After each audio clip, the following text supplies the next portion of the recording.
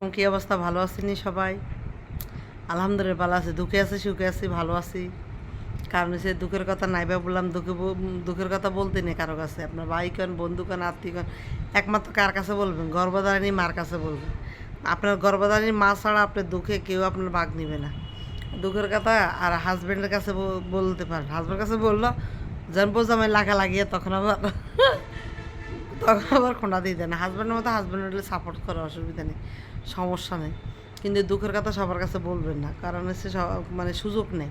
আমরা বাঙালি সুযোগ সন্ধানী, সবসময় বলবেন আলহামদুলিল্লাহ ভালো আছে। কারণ উপর আল্লাহ তো আপনার দুঃখ দিছে, উপর আল্লাহ তো আপনাকে অসুবিধা ফালাইছে, উপর আল্লাহ আপনাকে আবার উঠাবে। কারণ কেউ উঠাবে না, কারণ হচ্ছে শুনতে পারবে। কারণ হচ্ছে মানুষ সুযোগ নেয়, যখন আপনি দুঃখে থাকেন তখন মানুষ সুযোগ নেয়। তাই ওই কারো সুযোগ নেওয়ার দরকার না, আল্লাহর কাছে চাবেন, আল্লাহ আপনাকে মুশকিল আসান করবে, ঠিক আছে।